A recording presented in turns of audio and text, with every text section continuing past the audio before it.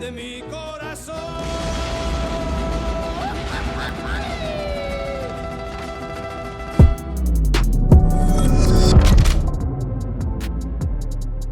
Congressman, welcome back to the program. I apologize for the delay here. We had a major technical difficulty at the beginning of the show. It was really embarrassing for me. I just sat there on screen, stroking Was my chin. Was that technical difficulty Byron Donalds? And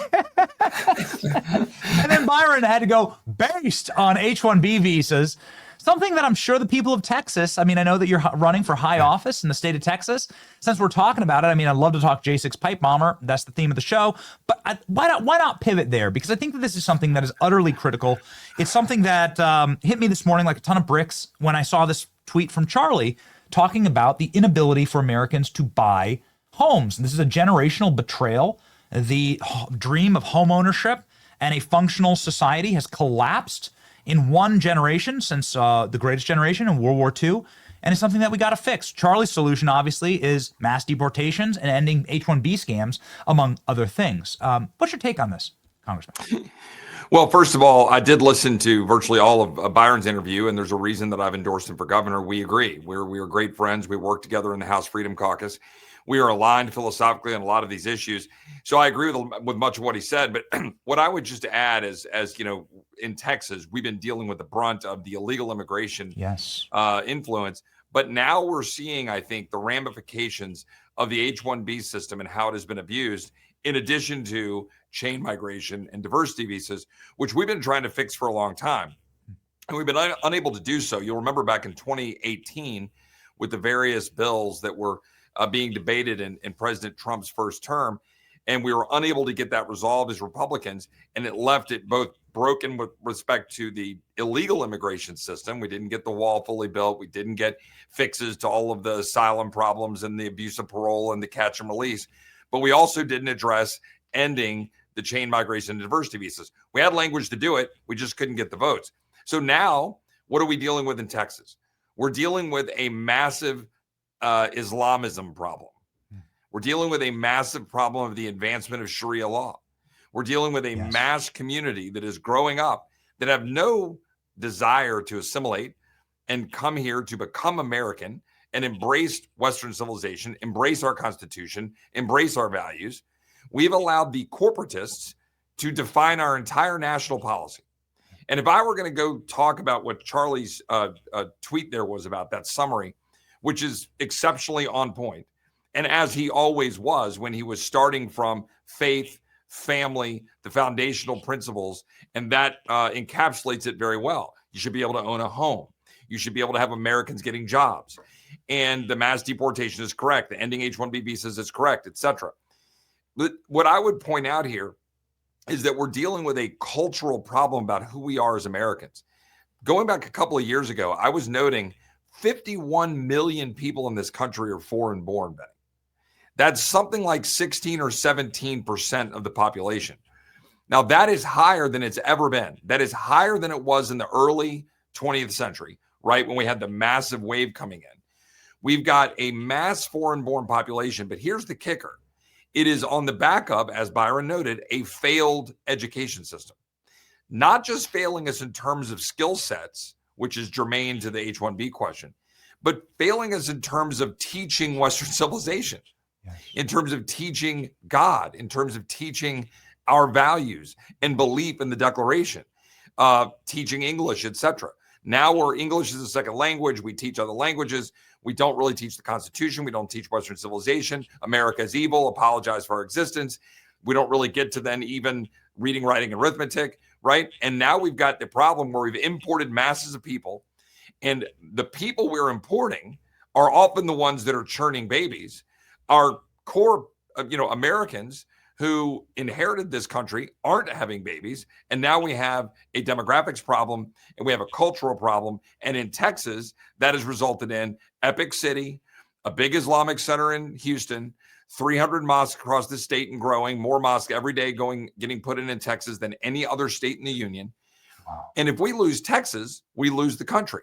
So that was a lot I just dumped on you, but I wanted to go into that different lane beyond just the H-1B tech, business bro problem, because that has led to a massive cultural problem that is something we've got to address. So the answer is yes, end the H-1B system, which is broken. I've got a bill that I'm going to be introducing this week or next. We've had to wait because of the shutdown nonsense. That is a freeze on all immigration. Freeze it until we achieve certain objectives, reforming things like chain migration and diversity and H-1B, ending H-1B, getting birthright citizenship dealt with, ending, for example, Plyler v. Doe, which says that you have to educate illegal alien children. Go down the list of things. For example, my bill that says you got to vet people for their adherence to Sharia law. Why are we importing any human being that is adherent to Sharia law, which is totally contrary to the Constitution and our values in Western civilization? So my point is, we can amend that bill and people can have ideas, but I'm going to introduce a bill as a framework to say, why don't we just freeze immigration entirely until we sort this crap out, until we figure out who's here, why they're here, how many Chinese communists, how many people who are Islamists who want to remake America, how many people that are living on the public dole, that are living on welfare, that are going into the emergency room to get care, that are in our education system getting taxpayer-funded education because the Supreme Court declared it so. Let's pause all that, and that'll actually be the name of the bill, the Pause Act. Well, you can't run a country like this. I mean, eventually everything will just become Minneapolis, right? When Minneapolis is just no longer Minneapolis. There are major parts of the city that are no-go zones. You can't speak English. There are people who are running for the mayor of Minneapolis waving another country's flag. And there are representatives in Congress, you serve with one from Minneapolis, that is saying that everything they do for Somalia. Well, that's insane, actually. Like, what other country, what, it's a practice in debasement and self-humiliation. Yeah. What country would ever practice that? And what an insult to your people, actually, to heritage Americans, to people who were born here, whose grandparents built this country, fought and died in our war. Veterans Days was yesterday. A lot of veterans in Texas. What an insult to them. And we're seeing this worrying trend, Congressman, since you just talked about the Islamization of Texas, where World War II veterans are coming out and crying on camera and just saying, this ain't the country that I fought for. Well, the one you're referencing, by the way, you said, what other country would do this? Well, I'll tell you one, the United Kingdom. What other country would do this? France, right? And you just quoted, I think, I saw a video and it was a UK, veteran who had said, what did I fight for? Why did we bleed and die to save this country, England, the United Kingdom, from Nazi Germany, when we're now just turning it over to people that want to destroy it? And, there are places, for example, in Scotland, there are, I think, 85 jurisdictions where you can choose Sharia law or Scottish law. That's not Western civilization. That's not how we do things. And by the way, this is purposeful. Okay. What's happening in New York with Mamdani? It's not just Minneapolis. And by the way, my colleagues are always like, well, you guys should just boot out Ilhan Omar, for a variety of reasons. Great. Fine. But guess what? Those 750 or 800,000 Minnesotans that elect her, they're going to elect somebody else just as crazy, because we've allowed this cultural rot to foment in Minneapolis, Dearborn, Michigan, now in the form of the mayor of New York.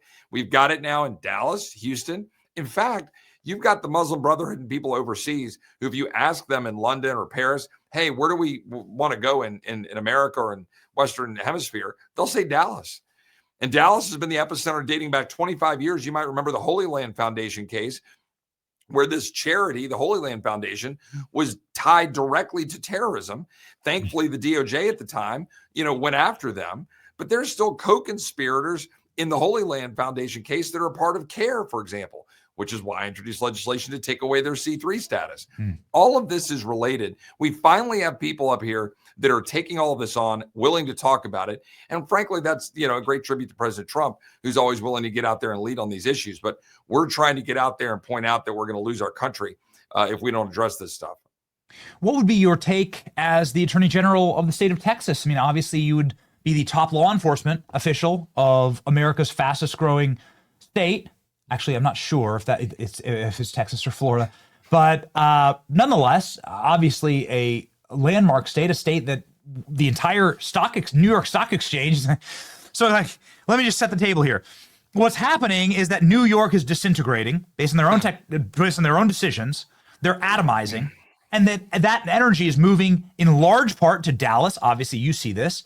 Austin, same thing with Silicon Valley. There's a considerable amount of inflow from Wall Street down to the Miami and eastern seaboard of Florida. And so how do you protect Texas from what happened in New York? Because I think if you went back a generation, the people in New York wouldn't recognize New York today. Obviously, they'd be horrified. Yeah, you remember these old pictures where you see New York at night with the crosses in the buildings and the Empire State Building and the Chrysler Building, right? Yeah. And that was the history of New York. That's what I remember. I remember going to New York for Christmas. I remember the old, Irish, Catholic, Italian, Irish feuds that were kind of friendly feuds. All of this stuff. You think about the old New York Yankees, like baseball team, and like that's the New York that I remember. Not a radical Islamist Marxist. And by the way, that's the connection, which, probably for a different, podcast, but the Islamist Marxist connection, the Red Green Alliance, that's a real problem. And that's actually what we're seeing unfold. In Texas, as Attorney General, first of all, I would continue to use and leverage my relationships in Washington and the administration and in Congress to get legal changes here that we need to do on the immigration side to continue to answer this question. I'm going to fight it hard for the next year in Congress, but we need to continue that fight. So I would continue that work and work with my fellow attorneys general to coordinate that effort, whether it's James Upmeyer down in Florida or whether it's Raul Labrador in Idaho or friends of mine. We would work together to do that. But secondly, in Texas, I would build on the great work that Attorney General Paxton has done in targeting Epic City. But it's not just Epic City, right? We've got to be aggressive, whether it's Deceptive Trade Practices Act, whether it's securities violations.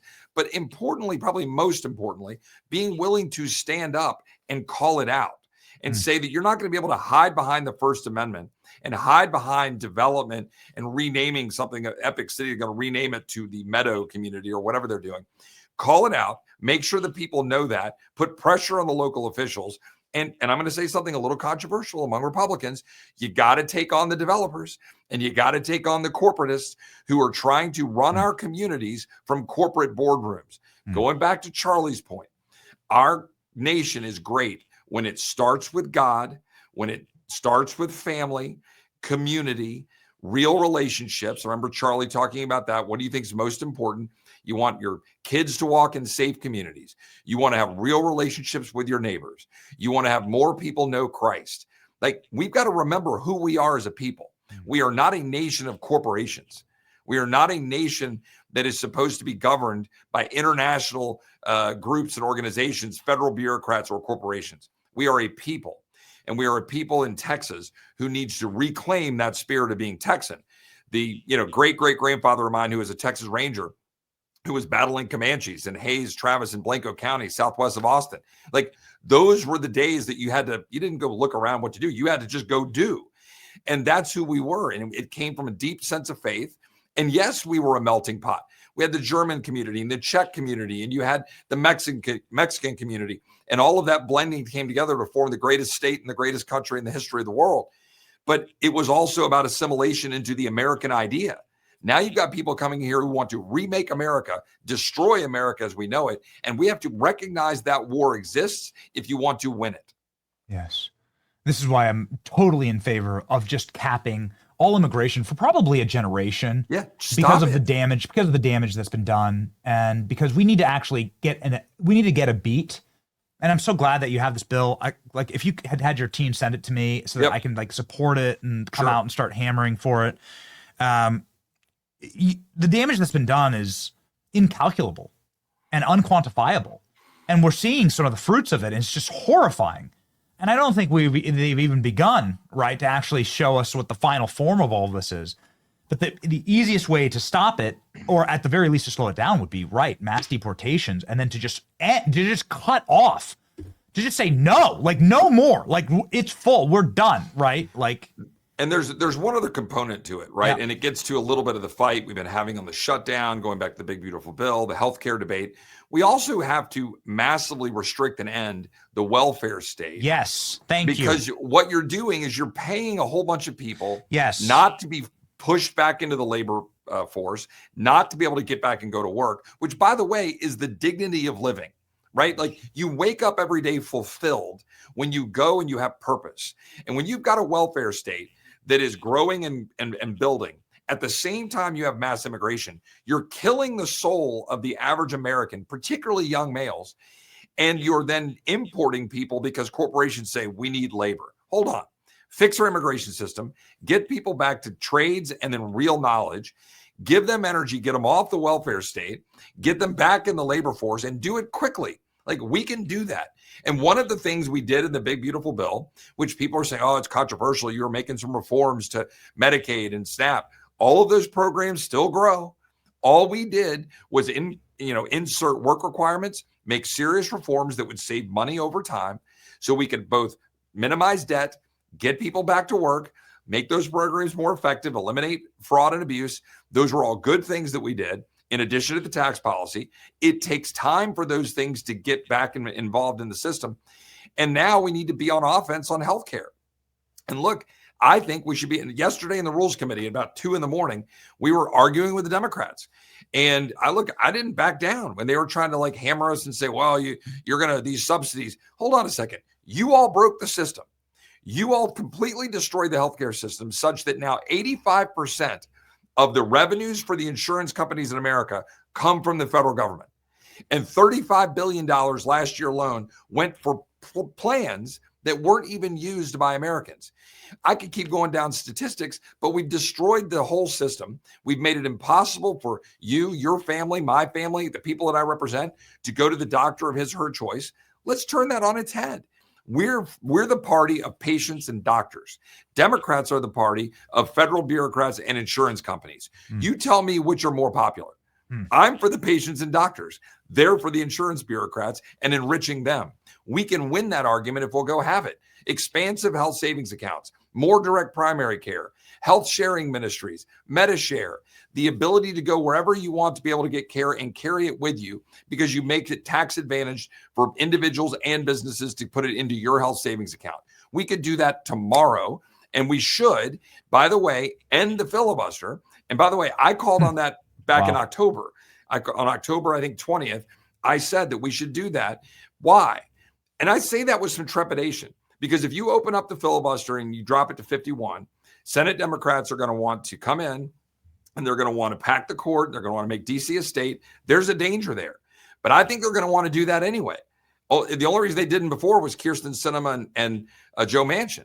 So I think we should go on offense. Let's go reform the judiciary. Let's pack the court. Let's end the nationwide injunction abuses.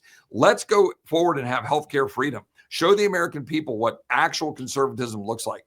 Expand the health savings accounts. Give them options. Let's do that tomorrow with an agenda that will excite the American people. We're going to freeze H-1Bs. We're going to empower you. We're going to help you get and build and buy homes. We're going to help you be able to afford healthcare. I think we can do all those things on offense if we're willing to do it. Man, I'm taken aback. Did you just say Republicans should pack the court? So you're saying we should just go pack the court? With that pendulum, how quickly does that thing swing? How hard does it swing until it breaks? Right. Well, I think, and we're going to get some. Let's at least go have the debate. So here's my view. Do you think right now that if Democrats get the trifecta again, do you think they will pack the court and that they will try to make DC a state? I mean, yes, I think so. We're banking on, we're rolling the dice. I mean, look, that's what happened last time, right? And only Kirsten Sinema and Joe Manchin stood in the way. I see the theory. I understand the theory, Congressman. It's just the practice. I wonder about what are the long lasting. My whole life, Benny, I was a Senate lawyer. I was a Senate chief of staff. I spent 7 years there. Yeah. I was an enormous advocate of holding the line on 60 because I don't like Washington being able to do things easily. Yeah. But here's the problem. For 50 years, I'm 53 years old. I've been watching this entire country getting decimated. While we sit around in theory talking about, the 60, it sure helps us stop some really bad things, but we still got Obamacare shoved down our throat through reconciliation. They still moved the ball with their Inflation Reduction Act to jam through green new scam subsidies. We thankfully pulled some of those back through reconciliation. First time Republicans have ever done anything that bold in my lifetime. But now we got to decide, what are we going to do to go inspire a new generation of Americans? If we don't do it with the filibuster, if we don't do something like that, then we better damn well go use another reconciliation bill and take it for a spin to go make sure we've got policies for home ownership, for health care, and make sure that we lead to make this country affordable for the next generation of Americans so they can have babies, so they can populate this country with God-fearing, American-loving people. So one way or the other, we need to get on offense. I will choose either of those routes, and I've given plans and recommendations to my friends in the White House on both of them. But I don't want to sit back and wait, because if we wait, we'll lose next November. Correct. And then President Trump is facing impeachment and all sorts of nonsense. The president's instincts are often right. And I haven't always agreed with the president on every single issue, somewhat infamously at times. But the president's instincts are often right. When the president is saying, wait a minute, we shouldn't subsidize insurance companies. Let's give those subsidies to the American people. I go, well, I don't like subsidies, but that political message is correct. If the dollars are going to go, at least make sure I've got it in a savings account and I can go shop. Right. His instincts are right when he said, oh, wait, why are we hanging ourselves with the filibuster? So how about this, Benny? How about we just have a test vote? We will amend the Constitution to declare that the vote threshold is 60 so that we all have to abide by the same rule. And if Democrats all vote for that and send it to the states, maybe we will stand down and then go try to do some policies on reconciliation. But if Democrats won't do that, then let's just go ahead and move forward. Yeah. But we should call the question instead of unilaterally disarming. Then it shows the actual game. You can see the lawyer coming out here. You can see the former Ted Cruz architect of many fun tricks in the Senate that you guys pulled for a long time. And I'd love to see more of that strategy, quite frankly, deployed. The American public and the MAGA base, Congressman, feels like Republicans in Congress have not really delivered. And so it'd be nice to actually see that. I couldn't agree with you more. I'm no parliamentarian. And so I defer to you. And you should defer to Chip Roy. Here's his X account. He has 500,000 subscribers on X. He's running for higher office in Texas.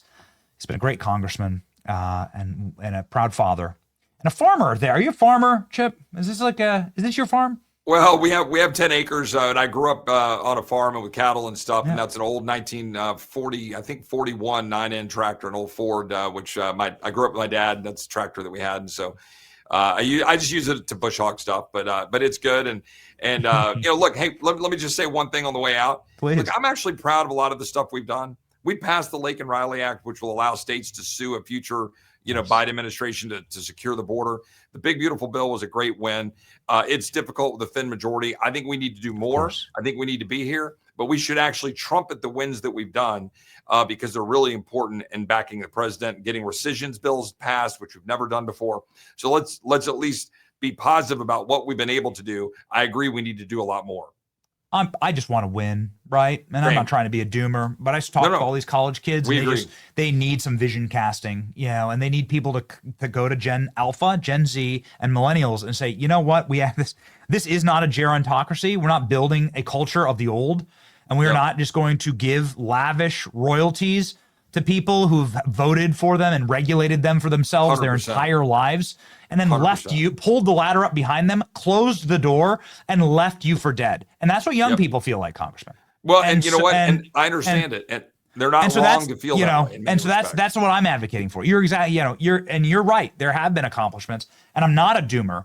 I just want to keep pushing, right, and keep fighting.